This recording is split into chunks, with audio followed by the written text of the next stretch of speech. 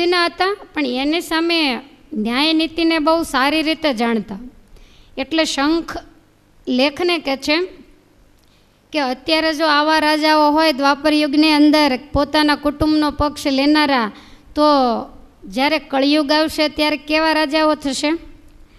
ત્યારે શંખ કહે છે કે કળિયુગમાં થશે એ તમે સાંભળી નહીં શકો એવું થશે. તમે કહો તો ધીરે રહીને કહો ને કહો તો જોરથી કહો. ત્યારે લેખ કહે છે કે જોરથી જ કે ને, રાજા સાંભળે તો એને ખબર પડે. એટલે શંખ એવું કહેવા માંડ્યો કે કળિયુગની અંદર એવા રાજાઓ થશે,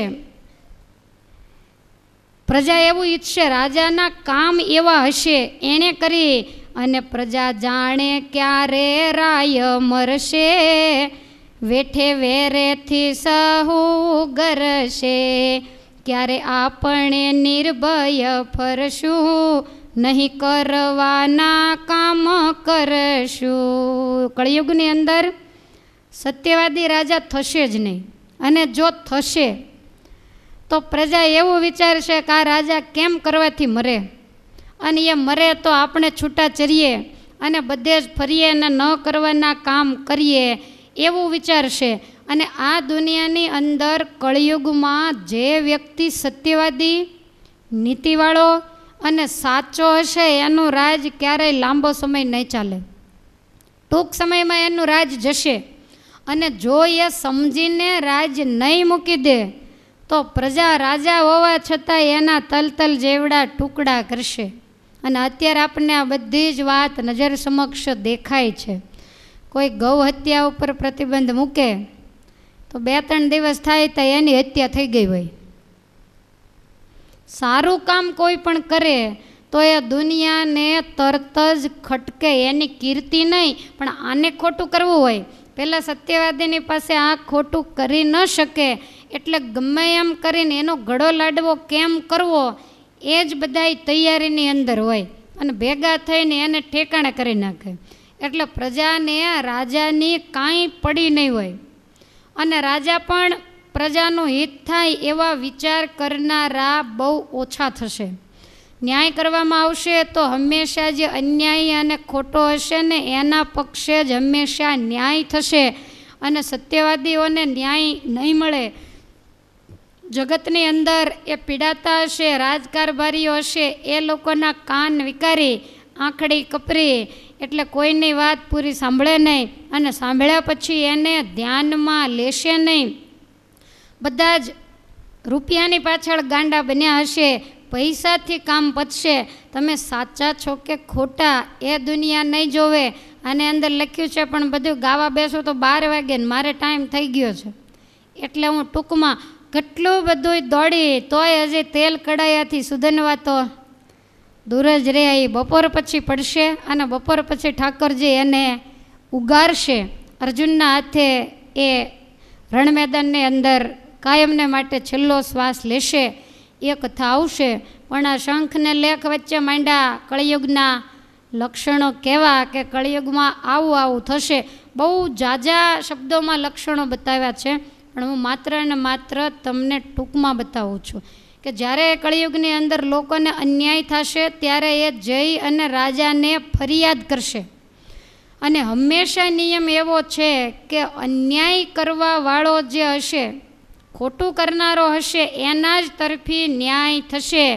અને એ પણ કેવી રીતે ન્યાય કરશે? તો કદાચ કોઈ ન્યાય કરવા માટે, ન્યાય લેવા માટે ન્યાયાલયમાં જાય તો આમાં લખ્યું છે કે એને દૂર બોલાવે અને પછી એવું કહે કે તારે ન્યાય કરવાનો છે, તું ન્યાય લેવા માટે આવ્યો છો.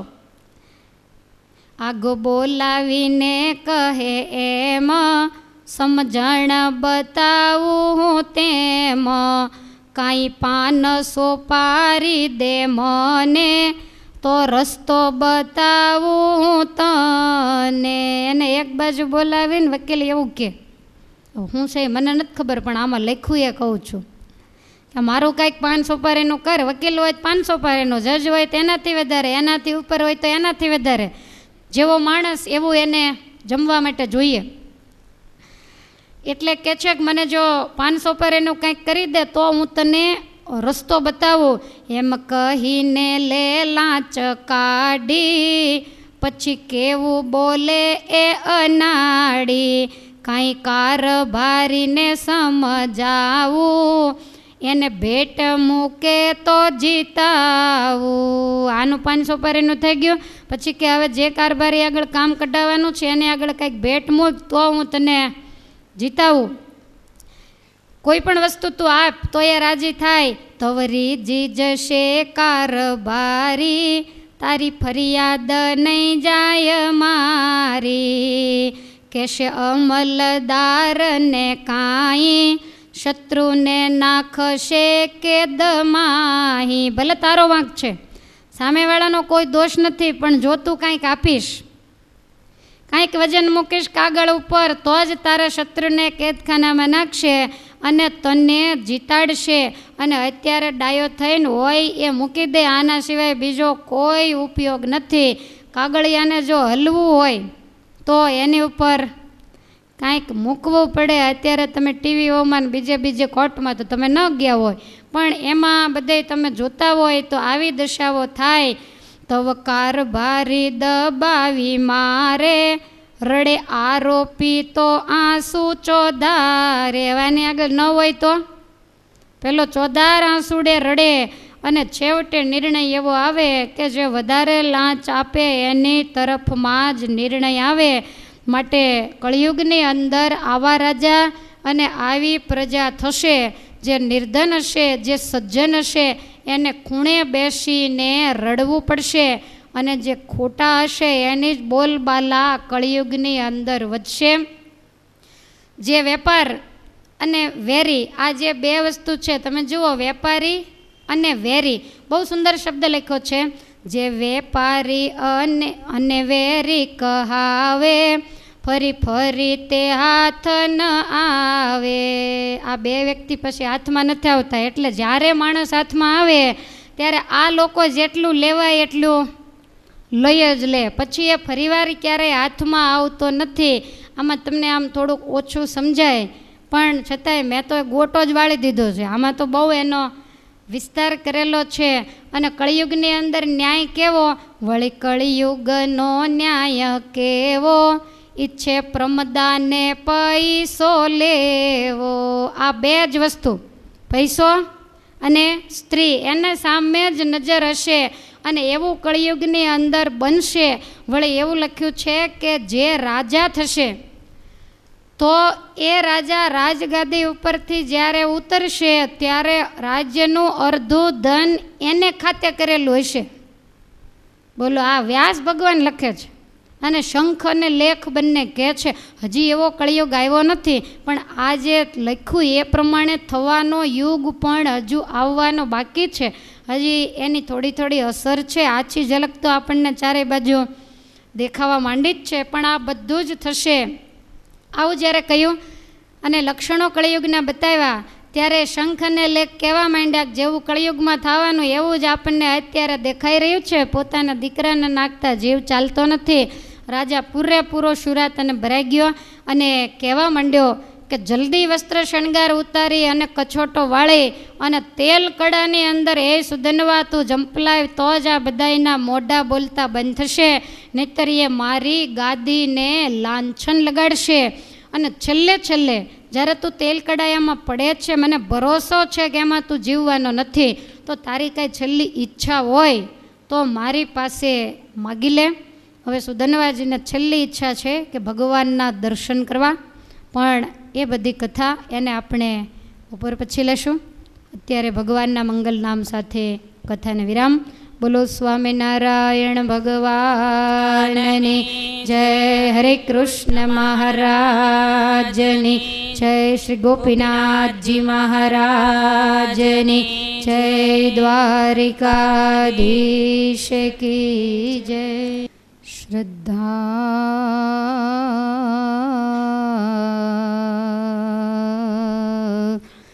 વાન લભતે જ્ઞાનમ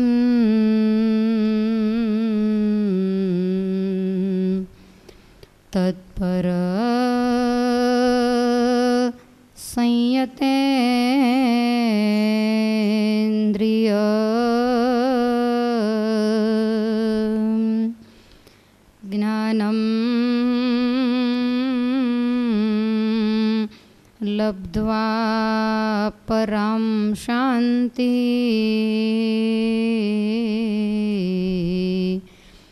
મચિરેણાધિગચ્છતિ.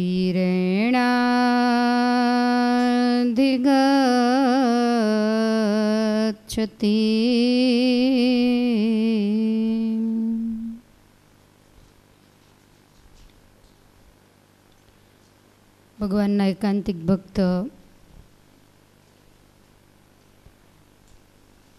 એવા સુધન્વાજી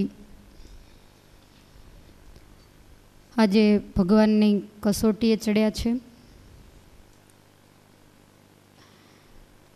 આ લોકની અંદર એવી કહેવત છે કે કસોટી હંમેશા સોનાની થાય, કથીરની નહીં. વધારેમાં વધારે ટીપવામાં આવે તો એ પણ સોનાને જ ટીપવામાં આવે. અને છતાંય સુવર્ણનો એવો ગુણ છે, કોઈ પણ જગ્યાએ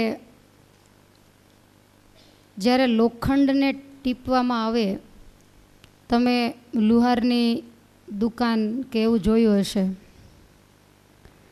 તો જ્યારે ગરમ કરી અને લોખંડને ટીપવામાં આવે ત્યારે જબરજસ્ત ઘણના અવાજ સંભળાતા હોય. અને સોનીની દુકાન હોય, તમે જોઈ હશે, સોની બજારમાં જાઓ તો તમને કોઈ દબાદબી નહીં સંભળાય. તો લોખંડ કરતાં સોનાને વધારે ટીપવામાં આવે. એમાંય ક્યારેક તમે જોજો કળશ ઉપર સોનું ચડતું હોય, એકદમ નાનો એવો દાણા જેટલું સુવર્ણ હોય, એમાંથી એને ટીપીને ઘણું બધું પોળું કરવામાં આવે, પણ તમને ક્યાંય અવાજ નહીં સંભળાય. કારણ કે સુવર્ણને ટીપવાનું કામ જ એ રીતનું છે. સુવર્ણની કિંમત એટલે જ વધારે છે કે સુવર્ણ છે એ ધીરજનું સ્વરૂપ છે. એટલી જબરજસ્ત ધીરજ, એને ખેંચીને કેટલું લાંબુ કરે છતાંય ક્યારેય પણ અવાજ નહીં થતો હોય.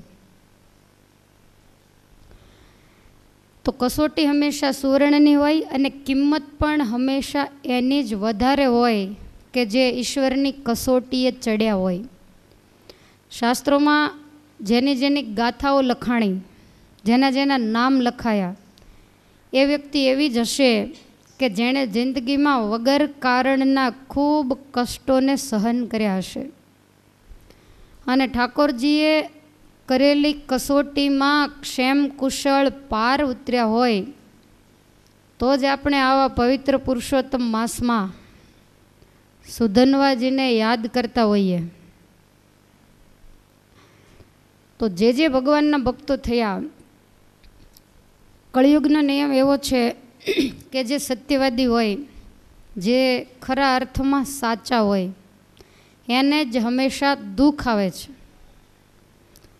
કળિયુગમાં મોજ કરવાની ખોટાને હોય, સાચા અને પાણીવાળા શ્રીફળ હોય એ જ હનુમાનજીની પાસે વધેરાય. બાકી ખોટા પાણી વગરના ગડગડિયા એવા શ્રીફળ શોધી તમે એને સરસ ઉપર મોતીડાને એવું બધું લગાવી પછી કંઈક નગર યાત્રા કે એવું કંઈક હોય ત્યારે એને માથે ચડાવે. ખોટા માથે જ ચડે અને સાચા હોય એને બિચારાને દડોદડ વધેરી નાખે. અને જગતનો નિયમ જ એવો છે, માથે ચડવાની ઈચ્છા હોય તો એ માથે ચડે, પણ હનુમાનજી પાસે વધેરવાના કામમાં ન લાગે અને કોઈના મોઢામાં પણ એનો ટુકડો ન જાય. એ પડ્યું હોય તો વાગે ખરું, ફૂટ્યું હોય તો નુકસાન જાય. કેટલીય પોરવાની કિંમત આપી હોય, કેટલાયના મોતી લાવ્યા હોય, અને ફેશન વહી જાય તો ઉપાધિ થાય. તમે ગમે એટલી મહેનત કરીને પરવ્યું હોય પણ જે હાથમાં લઈ મોઢું બગાડે, કાં તો જૂનું છે. જ્યારે સાચા હોય એ જ ઠાકોરજીના અર્થમાં ઉપયોગમાં આવતા હોય છે. માટે જો ભગવાનના શરણાગત થયા અને ભગવાનના ભક્ત બન્યા તો એક વાત ચોક્કસ, દુઃખ ગમે તેટલા આવે પણ ભગવાન એની આબરૂ ક્યારેય જવા ન દે. પાંડવોને આટલી મુશ્કેલીઓ આવી આટલા હેરાન પરેશાન થયા, પણ ક્યારેય પાંડવોની જગતમાં હાંસી થઈ હોય, એની કિંમતના કાંકરા થયા હોય એવું તમે ક્યાંય સાંભળ્યું નહીં હોય.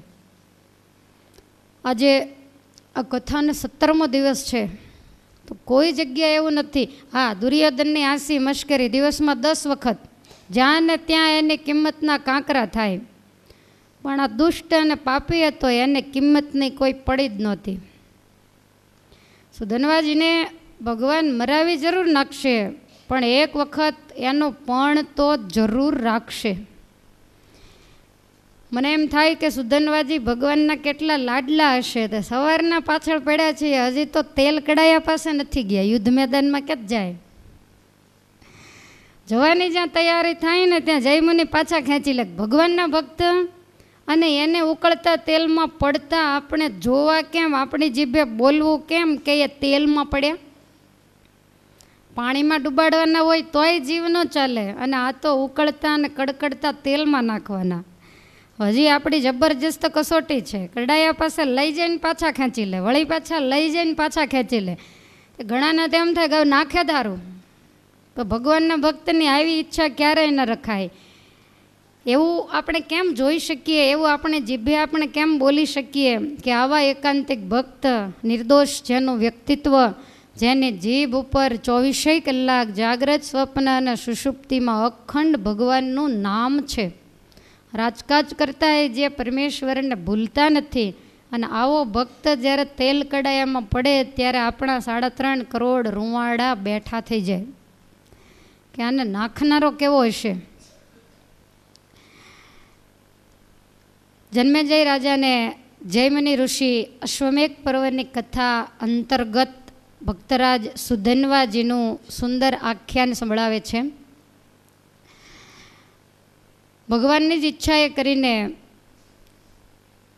હંસધ્વજ રાજાને ત્યાં અશ્વનું બંધન થયું, અને ત્યાર પછી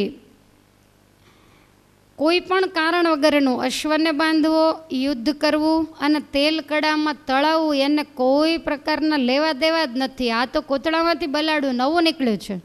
બાકી યુદ્ધ ઘણી જગ્યાએ થયા, અશ્વ ઘણાએ બાંધ્યો, યુદ્ધ મેદાનમાં જઈ જીત્યા તો અશ્વને છૂટો કર્યો, શરણાગતિ લીધી. પણ આ નવું છે. અને જ્યારે જ્યારે ભક્તને ભીડ પડે અને ભક્ત પ્રાર્થના કરે ત્યારે અચૂક સુધન્વાને સંભાળે કે તમે નરસિંહ મહેતાની આ રીતે લાજ રાખી, મીરાબાઈની આ રીતે રાખી, દ્રૌપદીની આમ રાખી, સુધન્વાનું નામ આવે એટલે કે એને તમે તેલ કડામાં તાર્યા, તો એવી રીતે હે પરમેશ્વર તમે અમારી વારે આવજો, આવી પ્રાર્થના દરેક જીવાત્માઓ કરતા હોય છે. તો આવા ભક્તરાજ સુધન્વા, જેનું સવારે ઉઠીને કદાચ નામ લઈએ તોય પણ આપણો દિવસ મંગળમય બની જાય. પણ આપણને તો સુધન્વા ભગત છે એ જ આજ સવારે ખબર પડી. પહેલાં ખ્યાલ હોય પણ પાછા ભૂલી ગયા હોય. સુધન્વા નો યાદ આવે, દાદા ખાચર ને શિવલાલભાઈ યાદ આવે તોય ઘણું છે ઉઠતા આવે, દુનિયા ન સંભાળીએ તો. પણ જીવાત્મા જાગે ને તો સ્વિચ પાડ્યા વગર જેમ ટીવીના પડદામાં ચિત્ર દેખાય ને એમ બંધ આંખે ચિત્રો દુનિયાના માંડે દેખાવા. ભગવાનના ભક્તોને ખાસ ભલામણ, જાગ્યા પછી જાગીએ અને પહેલી જ વાર આંખ ખુલે યા તો આંખ બંધ હોય ને આપણે જાગી ગયા હોઈએ તો પહેલાં નજર સમક્ષ હરિકૃષ્ણ મહારાજને લાવવા, અને ત્યાર પછી જગતના, દુનિયાના, કુટુંબ પરિવારની સામે નજર મિલાવવી. આ ભગવાનના ભક્તનો નિયમ હોય છે. શંખ અને લેખ બંને કુબુદ્ધિના પ્રધાનો છે, અને રાજાને એની સાથે કંઈક પૂર્વજન્મની લેણદેણ છે કે 1 નંબરના જુઠ્ઠા હોવા છતાંય રાજાને એની ઉપર એટલો બધો વિશ્વાસ અને ભરોસો છે. શંખ અને લેખ કે એ જ વાત એને માન્ય રહે છે. અને શંખને લેખને સુધન્વાજીની ઉપર અતિશય ક્રોધ છે, કારણ કે સુધન્વા સત્યવાદી છે અને શંખને લેખ બંને ખટપટિયા છે. અને ખટપટિયા હોવા છતાંય એને એ પણ ખબર છે કે કળિયુગની અંદર રાજાઓ કેવા થશે, કળિયુગની અંદર પ્રજા કેવી થશે, એના સરસ મજાના લક્ષણો પણ બતાવ્યા. અને ત્યાર પછી સુધન્વાજી તૈયાર થયા જ્યારે પોતાનો પુત્ર શણગાર ઉતારવા માંડ્યો અને કછોટો વાળવાની તૈયારી કરે ત્યારે રાજાને એવું લાગ્યું કે કાંઈ પણ કારણ વિના મારો દીકરો તેલ કડાયામાં તળાશે અને મરશે, કારણ કે તેલ કડાયામાં પડ્યા પછી બચવાનો કોઈ રસ્તો જ નથી. પાંડવોની સાથે યુદ્ધ કરવાનું છે ને એમાં વધારેમાં વધારે શક્તિશાળી હોય, અર્જુનની સામે ટક્કર ઝીલે એવો હોય તો આ સુધન્વા એક જ છે. અને કારણ વગર થતાં શું આ થઈ ગયું? એટલે સુધન્વા જ્યારે પિતાને વંદન કરે છે ત્યારે હંસધ્વજ રાજા કહે છે કે દીકરા, તેલ કડામાં પડવાનું તો નક્કી જ છે, પણ તારી કાંઈ છેલ્લી ઈચ્છા હોય તો એ માગી લે. સુધન્વાએ માથું ધૂણાવ્યું કે પિતા, તમે રાજા છો પણ તમે સ્વતંત્ર નથી, તમે પરતંત્ર છો. તો તમારી પાસે હું માગું અને મારું બોલ્યું મારે પાછું ગળવું એનો કોઈ મતલબ નહીં. જો તમે સ્વતંત્ર હો તો જ હું માગું તે તમે આપી શકો, માટે મારે કાંઈ માગવાની ઈચ્છા નથી.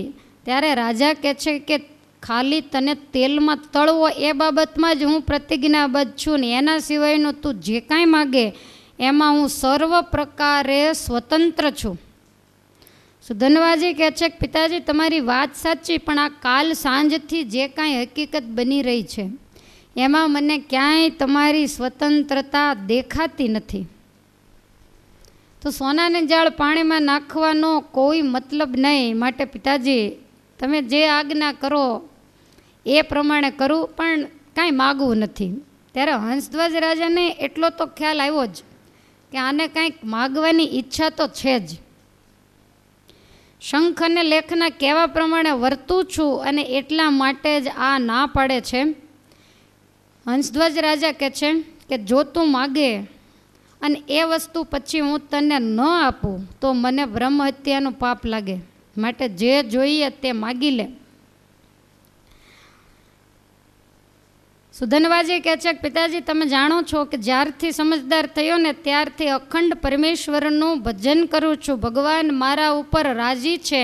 તમને કદાચ એવી બીક હોય કે એવું માગશે કે હું તેલ કડામાં નહીં જાઉં, તમે સહેજ પણ ડરશો નહીં. જો કદાચ તમારી આગળ હું એવું માગું તો પિતાજી, જન્મથી આરંભીને આજ સુધી કરેલું તમામ મારું સુકૃત પાણીમાં જાય જો હું એવો વર માગું તો.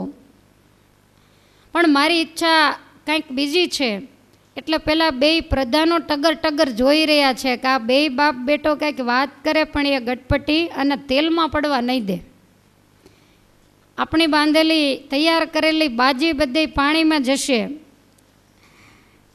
હંસધ્વજ રાજા વળી પાછા માંડ્યા કહેવા જે જોઈએ તે માગી લે. અને ત્યારે સુધન્વાને એમ થયું કે હવે બ્રહ્મ હત્યાનું પાપ લીધું છે એટલે મને કોઈ બીક નથી.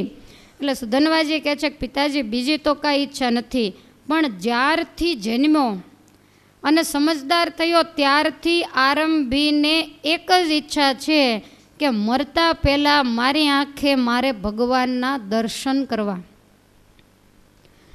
તેલકડામાં પડીશ, મને વિશ્વાસ છે મારું મૃત્યુ થશે, મારી ઈચ્છા અધૂરી રહી જશે. તમારે ઘેર જન્મો, આટલું ભજન કર્યું, પણ છેલ્લે મને તમારા આ પરમેશ્વરના દર્શન નહીં થાય.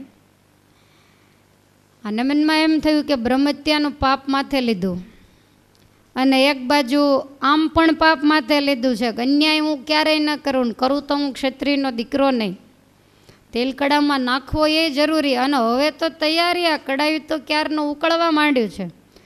અને હવે ભગવાનના દર્શન હું આને કઈ રીતે કરાવું? રાજા એટલા બધા મૂંઝવણમાં પડ્યા, નીચું જોઈને બેઠા છે. અને શંખને લેખને એમ થયું કે વળી ઉપાધિ આવી, બંને કાંઈ બોલ્યા નથી.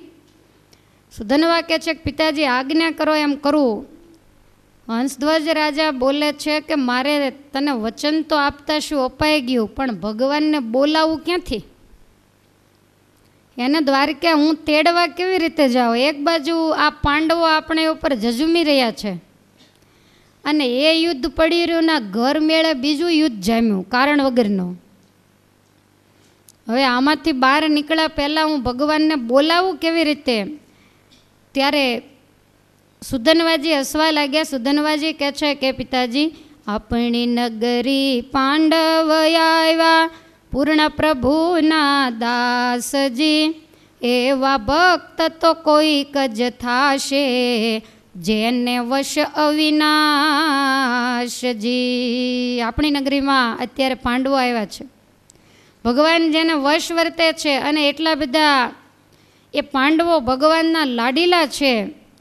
જ્યારે જ્યારે દુનિયા કદાચ એવું માનતી હોય કે પાંડવો શક્તિશાળી છે, પણ પિતાજી હું એના બળને જાણું છું. અર્જુનની અંદર કોઈ એવી શક્તિ નથી. જે કોઈ શક્તિ કામ કરે એ પરમાત્માની શક્તિ કામ કરે છે. એ પાંડવ બહુ બળિયા નથી, જ્યાં ત્યાં પામે હારજી, પણ તે વેળા કૃષ્ણ પ્રભુજી આવી કરે છે વારજી. જ્યારે જ્યારે મુશ્કેલી પડે, કોઈ માથાનું મળી જાય, ત્યારે ભગવાનને પુકારે એટલે ભગવાન આવી અને એની તરફેણમાં રહીને પોતાની શક્તિ આપે અને પાંડવો જીવે.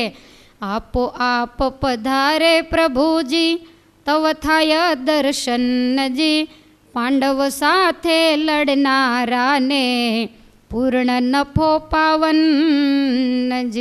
જે પાંડવોની સાથે યુદ્ધ કરે એને નફો જો હોય તો એટલો કે એને મરતા મરતા ભગવાનના દર્શન થાય. યુદ્ધ મેદાનમાં અર્જુનની સામે જેટલા મર્યા એટલા બધાની દ્રષ્ટિ ભગવાનની સામે હતી. ક્ષત્રિય હંમેશા સામી છાતીએ મરે, અને જેના રથના સારથી સાક્ષાત પરમેશ્વર બેઠા હોય અને એની સામે નજર રાખીને જેટલા જેટલા ગયા એને સદ્ય મુક્તિ પ્રાપ્ત થઈ છે. માટે મારે ભગવાનના દર્શનની ઈચ્છા છે, તો તમે ભલે કડાઈ ઉકાળી, આ તો તમે કીધું એટલે હું માગું છું. માટે મુજને કૃષ્ણ પ્રભુના દર્શનની છે મરજીજી, અર્જુનને હું જય હરાવું તો પોતે પધારે હરજીજી. ભગવાનને બોલાવવાનો એક જ રસ્તો, યુદ્ધની અંદર જાઓ અને અર્જુનને ધ્રુજાવું એટલે તરત ભગવાનને યાદ કરશે ને ભગવાનના દર્શન થાય. પિતાજી તરત શસ્ત્ર નીચે મૂકી દો. અર્જુનના હાથે મૃત્યુ થાય તોય કોઈ વાંધો નથી ને કદાચ બચી જાઓ તો તમારે મને તેલ કડામાં નાખવો એ તો તમારો નિયમ છે જ. ત્યારે રાજાને મનમાં એમ થયું કે આ વાત કાંઈ ખોટી નથી. મારી પ્રતિજ્ઞા છે કે તેલ કડામાં તળવો, તો એમાંય દીકરો તૈયાર છે ને એને ભગવાનના દર્શન નહીં કરાવવું તો મને બ્રહ્મ હત્યાનું પાપ લાગશે.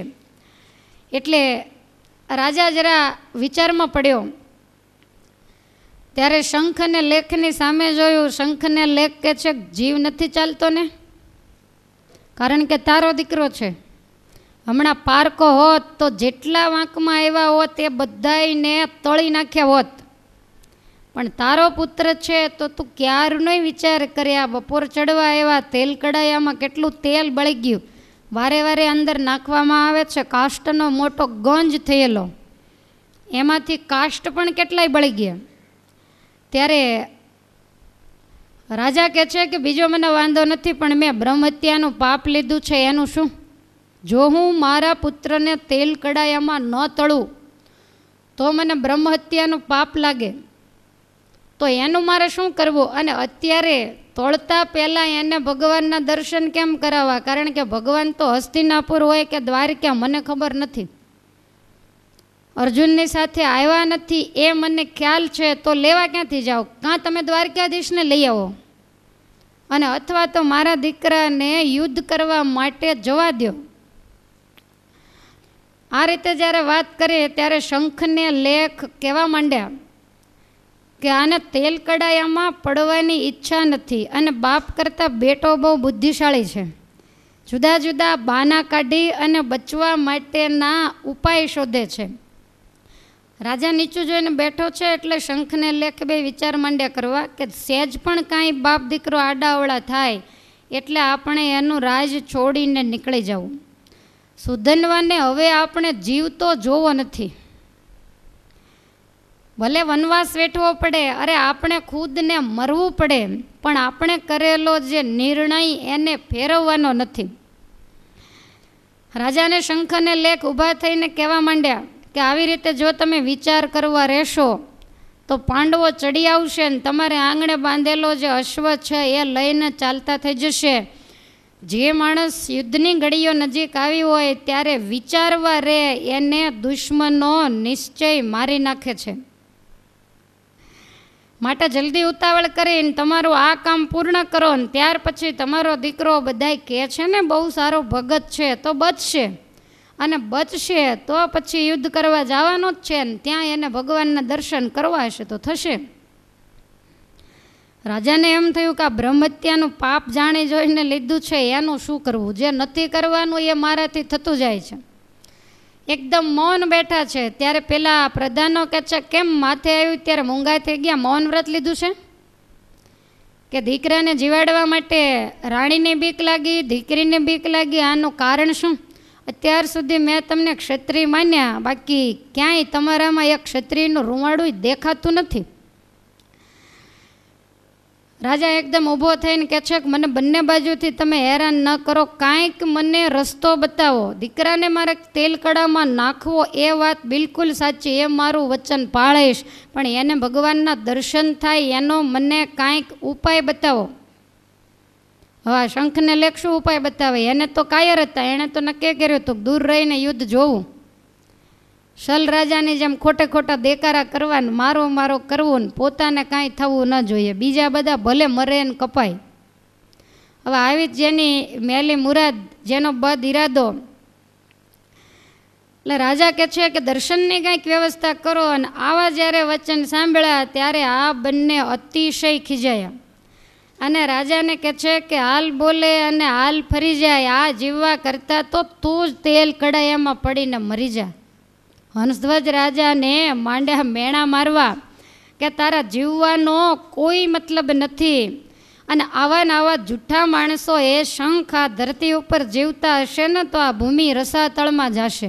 પોતે જૂઠા છે, એને જેવી દ્રષ્ટિ એવી સૃષ્ટિ, પોતે જેવા હોય એવી એને આખી સૃષ્ટિ દેખાય. પોતે શંકાશીલ હોય તો એને આખી સૃષ્ટિ શંકાશીલ દેખાય, પોતે ક્રોધી હોય તો એને આખી દુનિયા ક્રોધી દેખાય, પોતાને કમળો હોય તો એને આખી દુનિયા પીળી દેખાય, હકીકતમાં હોય નહીં. એટલે જેમ આવે એમ માંડ્યા બોલવા કે તારી માતાના ઉદરમાં 9 મહિના ખોટો ભાર વહન કરાવ્યો ને તારા બાપનું તે નામ બોલ્યું. રાજા કહે છે કે તમે ગાળ કોને દો છો? પ્રધાનો કે તને નથી દેતા, પણ જે આવા હોય એને હું ગાળ દઉં છું, અને જો ખરેખર તું સાચો હોઈશ તો તારા પુત્રને તેલ કડામાં તળીશ, અને નિર્ણય એવો હોય કે તે 2 પ્રતિજ્ઞા કરી છે. પહેલી પ્રતિજ્ઞા કરી હોય એ પહેલી પાળવી, બીજી પ્રતિજ્ઞા કરી હોય એ બીજી પાળવી, આ નિયમ છે. તો તે પહેલી પ્રતિજ્ઞા શું કરી છે? રાજા કે તેલ કડાયામાં તળવો, તો પછી પૂછવાનું કોને હોય? પહેલી પ્રતિજ્ઞા પહેલાં પાળો, અને જો બચી જાય તો પછી બીજી પ્રતિજ્ઞા પાળજો. આવું કહ્યું એટલે રાજાએ તરત જ હાથ ધોઈ નાખ્યા. રાજા કહે છે કે હવે મારું કાંઈ ચાલે એવું નથી, માટે તમે મારા દીકરાને જે આજ્ઞા કરવી હોય એ આજ્ઞા કરો, અને તમારી કરેલી આજ્ઞા એ મારો પુત્ર માન્ય રાખશે. એટલે 2 ઊભા થયા. ઊભા થઈ અને કહેવા માંડ્યા, શુદ્ધ નવા છે હુકમ અમારો, તે હુકમ માન્ય કરો જી, તેલ કડા કકડાવી છે તેમાં પડીને તમે મરો જી. આટલી ચર્ચાઓ થાય છે, આટલી વાતો થાય છે, આટલા લોકો કકળે છે, પણ જેનું વજ્રનું કાળજું હોય એને તમે ઓગાળવાની મહેનત કરો, ક્યારેય ન પીગળે. ગંગાજીની અંદર વર્ષોથી પથરાઓ પડ્યા છે, અને એ પથરાઓ જો ગંગાજીમાં રહેવા છતાંય ઓગળ્યા ન હોય, પછી તમે એને કુકરમાં નાખીને સીટીઓ મારો છો એ બફાઈ જાય. કારણ કે એનો સ્વભાવ જ જડ છે, સ્વભાવથી જ એ નિષ્ઠુર છે, પથ્થર છે, એનાથી કંઈ થવાનું નથી. તમે એને પાણીમાંથી બહાર કાઢો એટલે થોડી વાર થાય ને એની જાતે કોરો થઈ જાય, આને પાણી અડે જ નહીં. એમ અમુકના અંતઃકરણ જ ઠાકોરજીએ એવી માટીમાંથી સર્જ્યા હોય, ગમે તેવું સાંભળે પણ આને કાંઈ લાગે નહીં, આને પાપની બીક નહીં, આને મરવાની બીક નહીં, મર્યા પછી કર્મને ક્યાં ભોગવશું આવી અને કોઈ ચિંતા નહીં, બસ ખાઈ પીને લેર કરો. અને જાજા પોણા ભાગના નહીં, પણ મારી દ્રષ્ટિએ તો 99% લોકો એવા જ જીવે છે જેને લેર જ કરવી છે. કાંઈ કહીએ તો કે હવે ત્યાં કોણ જોવા ગયું છે, બસ એક જ જવાબ એની આગળ હોય. પણ જે દિવસે માથે આવીને બધું ઊભું રહેશે તે દિવસે કોઈ આપણો હાથ ઝાલનાર નહીં હોય ને પછી પસ્તાવો થશે તો એમાંથી ઉગરવાનો આપણી પાસે કોઈ ઉપાય નહીં હોય.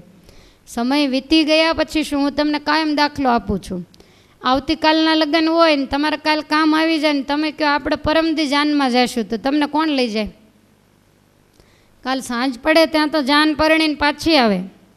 પછી તમારું ઘરનું વાહન લઈને વેવાઈના ઘરે જાવ તો કેવા લાગો? કેમ આવ્યા? તો કાલ કામ આવી ગયું, તું આજ જાનમાં આવ્યો છે. તમે વિચારો જોઈએ. હંમેશા દરેક વસ્તુ ટાઈમે, કે તમે એવું કરો છો ક્યારે?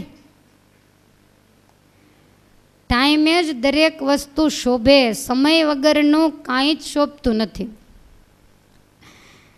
અને આણે તરત જ આજ્ઞા કરી, બીજી કોઈ ઈચ્છા નથી, જલ્દી જાય અને તેલ કડાયાની અંદર પડો, એટલું જ હું કહેવા માગું છું. આવું કહ્યું એટલે સુધનવા તરત જ ઊભા થઈ ગયા, પોતાના પિતાને વંદન કર્યા. નગરના લોકો તો બેભાન માંડ્યા બનવા કે આના હૃદયમાં કોઈ અસર નથી, આટલો નાનો રાજકુમાર અને આવા તેલ કડાયાની અંદર પડવાની તૈયારી કરે છતાંય આને કંઈ થતું નથી. અને તરત જ 10-12 સેવકોને કહ્યું કે તેલ ઓછું થઈ ગયું હોય તો તેલ નાખો, અને જે કાષ્ટ પડ્યા છે એ આજુબાજુમાં નાખીને જબરજસ્ત અગ્નિ પ્રજ્વલિત કરો. એટલે સેવકોએ જઈને કાષ્ટ વગેરે નાખીને અગ્નિ પ્રજ્વલિત કર્યા. અને એ જ વખતે સુધન્વાના માતા, એમના બહેન અને એના સ્ત્રી સૌંદર્યવતી એ ત્રણેય તૈયાર થઈ ગયા કે એની સાથે આપણે પણ તેલ કડાયામાં પડવું. જીવીને શું કામ છે? ત્રણેય એકદમ નજીક આવી ગયા. અને માતા વળી પાછા માંડ્યા વિનવવા કે દીકરા, દુનિયાને જે કહેવું હોય તે, કાયર કહેવો હોય તો કાયર કે, ક્ષત્રિય નથી એમ કહેવું હોય તો એમ કે, એનો આપણને કોઈ વાંધો નથી, પણ તને પડવા નહીં દઉં. અને મારી નજર સામે હું કઈ રીતે જોઈ શકું?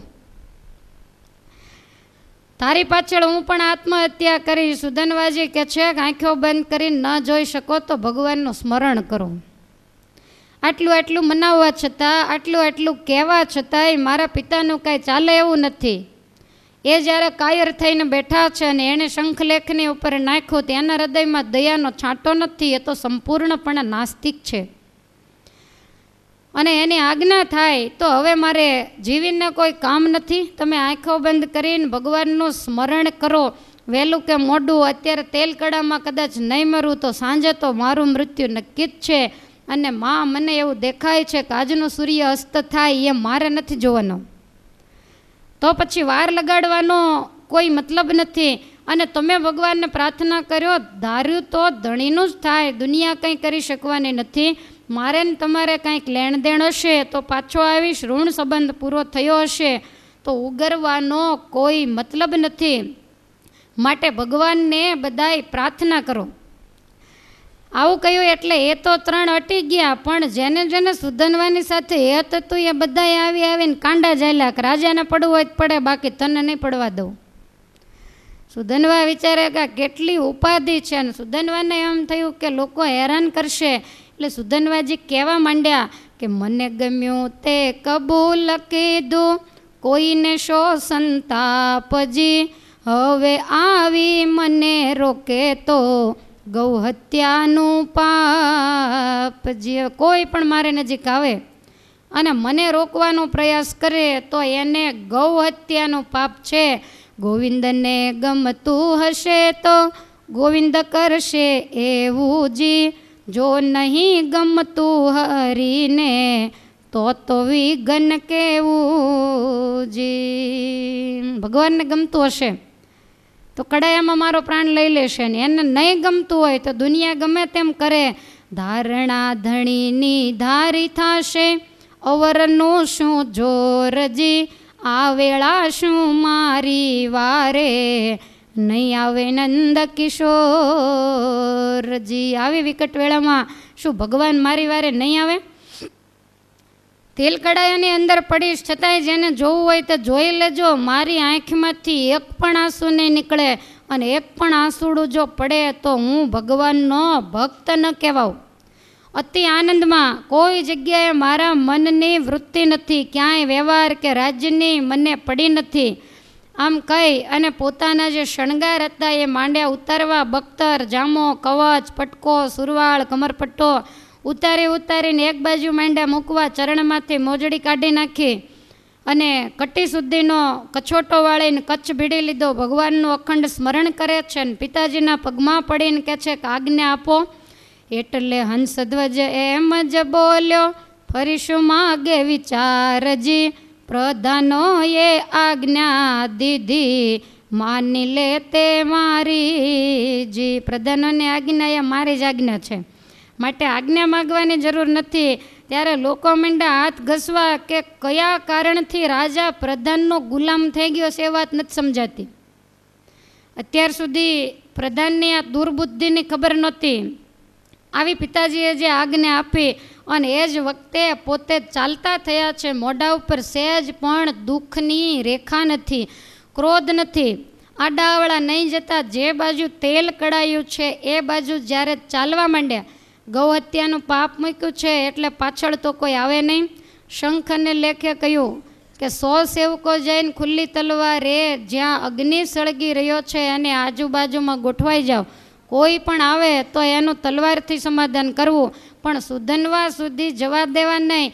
અને બહુ આગ્રહ કરે તો ધક્કો મારીને આગમાં નાખીને બાળી દેવા. બાકી સુધનવા પાસે કોઈ જવો જોઈએ નહીં. અને બહુ સતીનો પુત્ર છે તે હમણાં બધી ખબર પડશે. આમ વિચારીને સેવકોને મોકલ્યા. કોમળ કાયાના સુધનવાજી એકમાત્ર કછોટો વાળી, જેણે ટાઢ, તડકો, વરસાદ વગેરે ક્યારેય જોયું નથી. લોકો તો આંખો બંધ કરે અને શરીરનું કાંતિ અને રૂપ જોઈને કે આના શરીર ઉપર તેલ અડશે અને આની દશા શું થશે. પડતું નાખતા તેલ કકળશે, ચરચર ચામડી બળશે જી. ફૂલા ઉઠશે, ઉઠીને ફૂટશે, ભજીયા તુલ્ય તળશે જી. તમે નાખો ને તરત આખું ફૂલી જાય. એમ આ શરીર એવું છે કે તરત જ ફૂલી જશે. અને આપણે કઈ રીતે એ જોઈ શકશું? બધાએ અલગ અલગ પ્રકારની બાધા રાખી. સુધનવા બચી જશે તો 10 ગૌદાન આપીશ, આટલું બ્રાહ્મણોને દાન કરીશ, આટલા એકાદશીનું સુધનવાજીને હું પુણ્ય આપું છું કે ભગવાન એની તેલ કડામાં રક્ષા કરે. કોઈક તો એવું કહે છે કે સુધનવાને બદલે ભગવાનને જોઈએ તો આપણો બધાનો જીવ લઈ લે અને એને તેલ કડામાં રાખે. આવી રીતે માંડી ચર્ચાઓ થવા. એ વાત ગઈ પાંડવ દળમાં, અર્જુને કર્યો વિચારજી. અરે રે વણમો તે મરે છે, રાયતણો કુમારજી. આ ચર્ચા અર્જુનજીને કાને ગઈ. અર્જુનજીને દયા આવી. કરે રે વગર વાંકે અને કારણ વગર આવો દંડ તો આજ સુધી કોઈને નથી દીધો. અને રાજાનો કુંવર મરશે. ચાલો 4-5 મહારથી જઈએ, જોવા મળ્યું હશે જગતજી. કહેવાય છે પવિત્ર સુધનવા, પ્રભુ તણાએ ભક્તજી. સુધનવા ભગવાનના એકાંતિક ભક્ત કહેવાય છે. તો આપણે જોવા માટે જઈએ ત્યારે વરસકેતુ કહે છે કે પિતાજી સુધનવા જ્ઞાની છે, ભગવાનને સાથે વેણે વાતો કરે એવા પોતે સમર્થ છે, અખંડ ભગવાનના ધ્યાનમાં રહેનારા.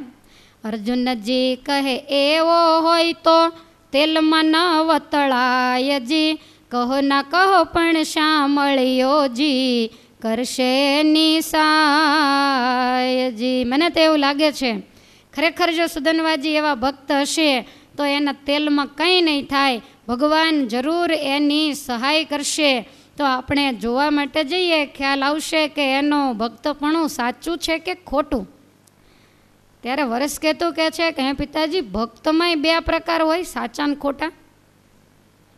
વસ્તુઓ અમુક એવી હોય કે જે સાચી હોય, ખોટી હોય, દાગીના એવા હોય. પણ આજ મને ખબર પડી માણસમાં પણ એવું હોય, અમુક સત્યવાદી હોય, અમુક ખોટા હોય. પણ ભગવાનના ભક્તમાં પણ બે પ્રકાર હોય. તો પહેલાં મને એ બતાવો કે સાચો ભક્ત કયો? પાછા ખેંચી લીધા ને સુધનવાન. હવે આ ચર્ચા આવી કે સાચો ભક્ત કોને કહેવાય અને ખોટો ભક્ત કોને કહેવાય. ત્યારે અર્જુન કહે છે કે હે પુત્ર, પહેલાં હું તને ખોટા ભગતના લક્ષણ બતાવું છું, સાચાના પાછળથી. જે ભગવાનનો ભક્ત ખોટો હોય એને ભક્ત કહેવાય જ નહીં, પણ દુનિયાની દ્રષ્ટિએ એ ભક્ત છે. તો ખોટા ભક્તની ધારણા મેં મારી જાતે નથી કરી, પણ કુરુક્ષેત્રના મેદાનમાં મને ભગવાને આ મર્મ સમજાવ્યો હતો. જે પાખંડી હોય એ મનમાં એમ જાણે કે ભગવાન મળવા હોય તો મળે, પણ જિંદગીમાં તો એશ આરામને મોજ મજા કરીએ, કંઈ રળવું નહીં, કાંઈ કમાવું નહીં, અને ભક્તપણું લઈ આત્મા કરતા લઈને ભજન કીર્તન કોક બેઠું હોય ત્યારે કરે, ના હોય ત્યારે પાછા કરતા હોઈએ કરે. જ્યારે જાજા લોકો હોય ત્યારે ભજન ભક્તિનો ઢોંગ અને ધતિંગ બતાવે એટલે લોકો બધાય જઈ અને પગે લાગે. પધારો કઈ બોલાવશે સહુ, વળી કરે નમસ્કારજી, પૂજાઈશું આખી દુનિયામાં, ચડશે પુષ્પના હારજી. નહીતર પરણે ત્યારે એક જ વાર હાર પહેરાવે, અને ભગવાનના ભગતને જોવા અમને હવે કેટલા પહેરાવે છે કયો જોઈ. તો પૂજાવું હોય તો અહીં આવવું પડે. અને જો જરીકે ખોટા ભગત થયા તો ભૂકા નીકળી જાય. એ હાર બધાય ઠાકોરજી સોંસરા કઢાવે, વિધ વિધના વળી ભોજન મળશે, ટળકશે ક્ષુધા પીપાસાજી, સેવા ના કરનારા મળશે, રાખીએ હરિપદ આશાજી. દુનિયાને બતાવીએ ભગવાન મેળવવા માટે સાધુ થયા, ભગવાન મેળવવા માટે ભક્ત થયા. ઠેક ઠેકાણે અલગ અલગ ભોજન મળશે, બધે રસોઈઓ દેવાશે, કોઈક પ્રાણી ઢોળશે વાયુ, કોઈ ચાંપશે ચરણજી, પાણીમાં ગતા દૂધ જ દેશે, કોઈ જન રહેશે ચરણજી. કોઈ સેવક થઈ જશે, કોઈ ચરણ ચંપી કરશે, કોઈ સારું સારું જમવાનું આપશે, કોઈ વાયરો નાખશે.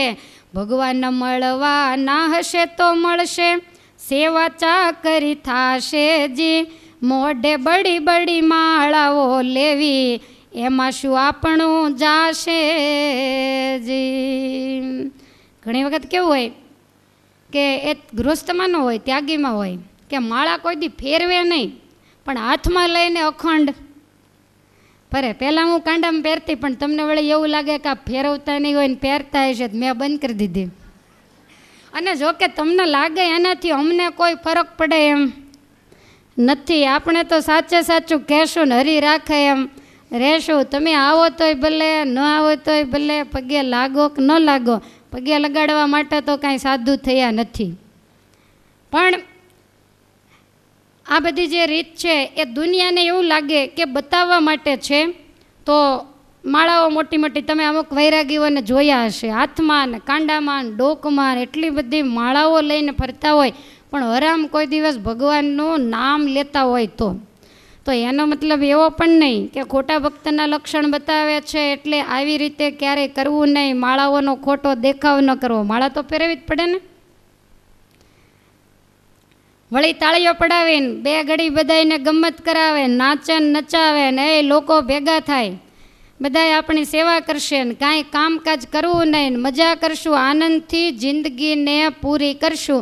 આવું જે વિચારતો હોય તો એને જૂઠો ભક્ત કહેવાય.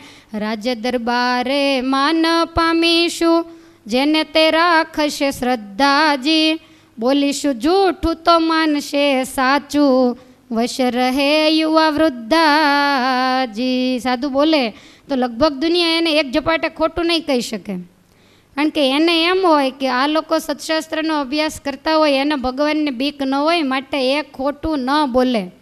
અને ગમે તેટલા આડાઅવળા થશું તોય દુનિયા આપણી ઉપર ક્યારેય ખોટો આક્ષેપ નહીં મૂકે.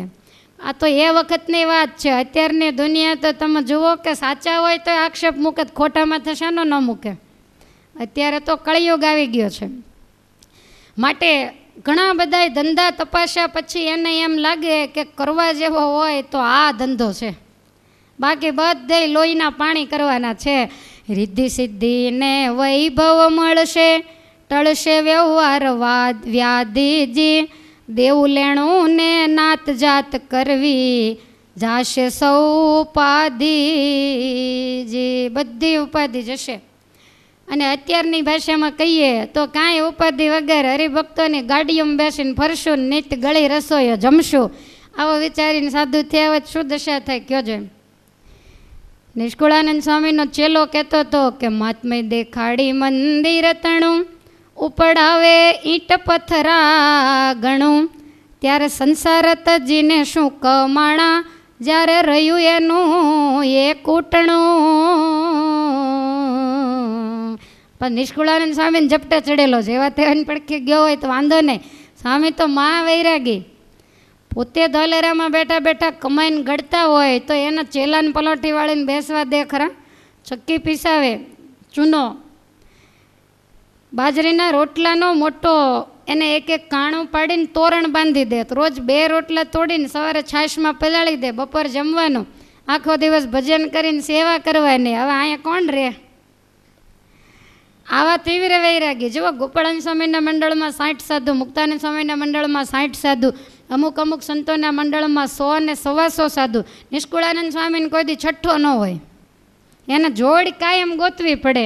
કારણ કે ગુરુ મહારાજ વૈરાગી, પોતે ભૂખ્યા તૂટી જાય તો ચેલાઓને તોડાવી નાખે.